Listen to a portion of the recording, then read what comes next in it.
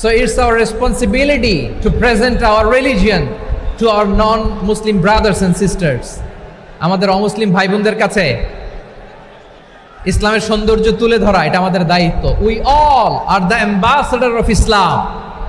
আমরা প্রত্যেকে দায়িত্বশীল, আমরা প্রত্যেকে এক একজন ইসলামের অ্যাম্বাসেডর। আলহামদুলিল্লাহ বলেন। এজন্য এমনভাবে দ্য বিউটি অফ ইসলাম, ইসলামের সৌন্দর্য আমাদেরকে ফুটিয়ে তুলতে হবে যাতে করে নন মুসলিমরা শাহাদা পড়ে কালিমা পড়ে মুসলমান হয়ে যায়। আমরা আর কাল বিলম্ব না করে মূল আলোচনায় চলে যেতে চাই। আজকে যে টপিকের উপর আমি কথা বলবো টপিকটা হচ্ছে peaceful coexistence and communal harmony, শান্তিপূর্ণ সহাবস্থান এবং সাম্প্রদায়িক সম্প্রীতি। আমাদের বাংলাদেশে সাম্প্রদায়িক সম্প্রীতি আছে না নাই? আবহমান কাল থেকে আমরা মুসলিম, হিন্দু, বৌদ্ধ, খ্রিস্টান, পাহাড়ি, নৃগোষ্ঠী মিলেমিশে একাকার, আমরা সবাই মিলে বাংলাদেশ। আওয়াজ করে বলেন ঠিক কিনা? আমাদের পারস্পরিক সম্প্রীতি, ভালোবাসা, সৌহার্দ্যপূর্ণ আচরণ, বোঝাপড়া এটা বেশ মজবুত, বেশ মজবুত। তবে মাঝে মাঝে আমাদের এই সম্প্রীতির ভেতরে অনেকে ফাটল ধরাতে চায়। আমরা যে সুখে আছি, শান্তিতে আছি, এটা অনেকের ভালো লাগে না, ঠিক কিনা বলেন? আমাদের মধ্যে সাম্প্রদায়িক সম্প্রীতি, সৌহার্দ্যপূর্ণ আচরণ, ভালোবাসা এটা আবহমান কাল ধরে আছে। তার প্রমাণ আমরা তাফসিরুল মাহফিলের আয়োজন করলে আমাদের হিন্দু ভাইরা ডিস্টার্ব করে না, ঠিক কিনা? এবং আমি যদি বলি হাত তোলেন, হিন্দু ধর্মের কারা কারা এসেছেন, কত শত কত হাজার যে হাত উঠবে, আপনি অবাক হয়ে যাবেন। আমি চাচ্ছি না হাত উঠাতে। খুলনাতে সর্বশেষ যে আমি প্রোগ্রাম করে গেলাম, সেখানে কয়েকশো হিন্দু ভাই আসছে আমাদের আলোচনা শুনতে, আলহামদুলিল্লাহ। অনেক বৌদ্ধরা আসে, অনেক খ্রিস্টানরা আসে। এবার সফরেও অনেক হিন্দু ভাইরা আমার সাথে দেখা করেছে। তারা বলেছে, হুজুর আমরা আপনার আলোচনা শুনি। আলহামদুলিল্লাহ বলেন। So it's our responsibility to present our religion to our non-Muslim brothers and sisters. আমাদের অমুসলিম ভাই বোনদের কাছে ইসলামের সৌন্দর্য তুলে ধরা এটা আমাদের দায়িত্ব। We all are the ambassador of Islam. আমরা প্রত্যেকে দায়িত্বশীল, আমরা প্রত্যেকে এক একজন ইসলামের অ্যাম্বাসেডর। আলহামদুলিল্লাহ বলেন। এজন্য এমনভাবে দ্য বিউটি অফ ইসলাম, ইসলামের সৌন্দর্য আমাদেরকে ফুটিয়ে তুলতে হবে যাতে করে নন মুসলিমরা শাহাদা পড়ে কালিমা পড়ে মুসলমান হয়ে যায়। অনেক নন মুসলিম ভাই বোন আমাদের হাতে শাহাদা পড়ে কালিমা পড়ে মুসলমান হয়েছে, অনেক। সো আমরা যেন ইসলামের বিউটিটাকে তুলে ধরতে পারি এবং এই যে সম্প্রীতি এটাকে যেন আমরা অটুট রাখতে পারি। আদতে আদতে বাংলাদেশের ইতিহাস বলে আমাদের দেশে কোনো দাঙ্গা নাই, আছে? লালমনিরহাটের ভাইয়ের আওয়াজ করে বলেন, আমাদের দেশে হিন্দু মুসলিম দাঙ্গা আছে? আমরা ভাই ভাই, আওয়াজ করে বলুন তো আমরা কি ভাই ভাই। কিন্তু কিছু দুষ্ট লোক আছে, তারা আমাদের সম্পর্কের মধ্যে ফাটল ধরাতে চায়, ঠিক কিনা বলেন? মাঝে মাঝে ঝগড়া লাগাতে চায়। দেখবেন পত্রপত্রিকায় দেখা যায় বিভিন্ন ধর্মীয় উপাসনালয়গুলোতে হামলা চালানো হয়। এগুলো রাজনৈতিক উদ্দেশ্য প্রণোদিত, এগুলোর সাথে ইসলামের কোনো সম্পর্ক নাই। এজন্য এই দুর্বৃত্তদের ব্যাপারে আমাদের সাবধান থাকতে হবে। আমরা সবসময় যেমনি ঐক্যবদ্ধ, ইউনাইটেড, আমরা যদি এরকম ইউনাইটেড থাকি, এই সমস্ত দুর্বৃত্তদের কালো হাত ভেঙে দিতে আমাদের 1 ঘন্টাও লাগবে না। চিল্লায় বলো ঠিক কিনা? আমরা সংঘবদ্ধ থাকবো। এই যে আমাদের পিসফুল কোএক্সিস্টেন্স, শান্তিপূর্ণ সহাবস্থান। হিন্দুরা পূজা করে, যেদিন হিন্দুদের পূজা অনুষ্ঠান আমরা ওই দিন তাফসির মাহফিল করি না, ঠিক কিনা বলেন?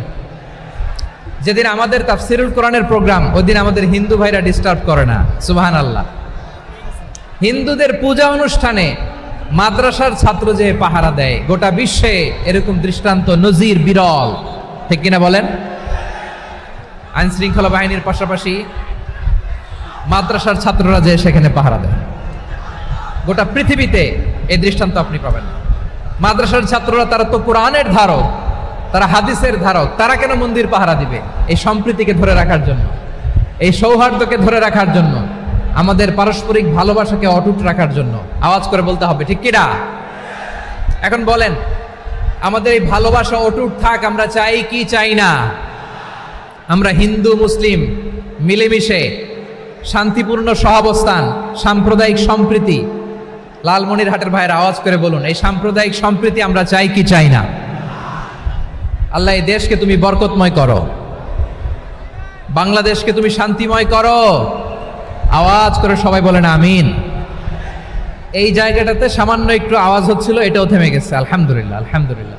এখন একেবারে everything is in my control, মাশাআল্লাহ। ঠিক আছে, আমি মূল আলোচনায় যাই। প্রিয় ভাইরা, আমি বলেছিলাম আমার আলোচনার বিষয় হচ্ছে শান্তিপূর্ণ সহাবস্থান, সাম্প্রদায়িক সম্প্রীতি। আমরা দেখব ইসলাম আমাদেরকে কি কি দিক নির্দেশনা দেয়। শান্ত হইতে হবে, খরগোশের কানের মতো কান দুটো আমার দিকে করে রাখেন। আমি এখনো উঠে যাব, হাত নাড়ায় লাভ নেই, আমি উঠে যাব। তাকায় থাকো আর কান খাড়া, আওয়াজ হবে না। হ্যাঁ, মাশাআল্লাহ মাশাআল্লাহ, ঠিক আছে। আমরা দেখব যে রাসূল সাল্লাল্লাহু আলাইহি ওয়াসাল্লাম এই পিসফুল কোএক্সিস্টেন্সের জন্য আমাদের কি শিখিয়েছেন, কি কি গাইডলাইন দিয়েছেন। আমরা 1 2 3 4 করে এগুলো আপনাদের সাথে শেয়ার করব। আমি আপনাদের খেদমতে সূরাতুল আনআমের 108 নম্বর আয়াত তেলাওয়াত করেছি। এখানে আল্লাহ রাব্বুল ইজ্জা ওয়াল জালাল তিনি ইরশাদ করছেন, ওয়ালা তাসুব্বুল্লাযীনা ইয়াদউনা মিন দুনিল্লাহি ফায়াসুব্বুল্লাহা আদওয়াম বিগাইরি ইলম কাযালিকা যায়্যান্না লিকুল্লি উম্মাতিন আমালাহুম সুম্মা ইলা রাব্বিহিম মারজিউহুম ফায়ুনাব্বিউহুম বিমা কানু ইয়ামালুন। রব্বুল আলামিন বলেন, গোলাম ও আমার ইমানদার বান্দারা শোনো শোনো, ও আমার বিশ্বাসী বান্দারা শোনো শোনো। লা তাসুব্বুল্লাযীনা ইয়াদউনা মিন দুনিল্লাহ ফায়াসুব্বুল্লাহা আদওয়াম বিগাইরি ইলম। ও আমার বিশ্বাসী বান্দারা, যারা আল্লাহকে ব্যতি রেখে, আল্লাহকে বাদ দিয়ে অন্য উপাস্যকে ডাকে, দেবীর পূজা করে, তোমরা খবরদার তাদের গালি দিও না। আওয়াজ করে বলেন, কি দিও না? আল্লাহ বলেন, ও বিশ্বাসীরা শোনো, যারা আল্লাহকে বেছে রেখে দেবীর পূজা করে, অন্য উপাস্যের পূজা করে, তাদেরকে ডাকে, ওই দেবতাদেরকে তোমরা গালি দিও না। যদি ওই দেবতাদেরকে গালি দাও তাহলে ভুলবশত, শত্রুতাবশত তারা তোমাদের রব আল্লাহকে গালি দেবে, ঠিক কি না? তোমরা যদি তাদের দেবতাদের গালি দাও, ওরা রেগে তোমার আল্লাহরে গালি দিবে, তাহলে আল্লাহরে গালি খাওয়ানোর কারণ হয়ে গেলাম আমি, ঠিক কি না? বলেন। রব্বুল আলামিন বলেন, খবরদার বিশ্বাসীরা, আল্লাহ ছাড়া যারা অন্যান্য উপাস্যদেরকে ডাকে, দেবতাদেরকে ডাকে, তাদেরকে তোমরা গালি দিও না। ওই সমস্ত দেবতাদেরকে যদি তোমরা গালি দাও তাহলে তারা আল্লাহকে গালি দিবে, ঠিক কিনা বলেন? আমরা দেবতাদের গালি দিলে ওরা আল্লাহকে গালি দিবে। রব্বুল আলামিন বলেন, খবরদার দেবতাদেরকে গালি দিও না, তাহলে ওরা তোমার রব আল্লাহরে গালি দেবে। প্রতিটি জাতির জন্য তাদের কাজকে আমি আল্লাহ সুশোভিত করে রেখেছি, তারা সবাই একদিন আমার কাছেই ফিরে আসবে। এরপর আমি রব্বুল আলামিন তাদের আমলনামা তাদেরকে জানিয়ে দেব। সুবহানাল্লাহ পড়ে। প্রিয় ভাইয়েরা, আল্লাহ তাআলা বলেছেন, খবরদার গালি দিও না। আদেশটা কার? আওয়াজ করে বলেন তো। হিন্দুদের দেবতা দেবদেবীদেরকে গালি দেওয়া যাবে না। আওয়াজ করে বলুন প্রিয় ভাইয়েরা, এই আদেশটা কার? এই আপনাদের গলার আওয়াজ। অন্য ধর্মের দেবতাদেরকে যে গালি দেওয়া যাবে না, এই আদেশটা কার? আরো জোরে বলুন, কার? গালি দিবেন কোন দেবতাকে? দিবেন? যদি দেন তাহলে ওরা আল্লাহরে গালি দিবে, তাহলে আল্লাহরে গালি খাওয়াইলো কে? আপনি, ঠিক কিনা বলেন? আমি আল্লাহকে গালি খাওয়ানোর কারণ হলাম, কারণ আমি যদি গালি না দিতাম ওরা আমার রবকে গালি দিত না। আওয়াজ করে বলেন, ঠিক কিনা?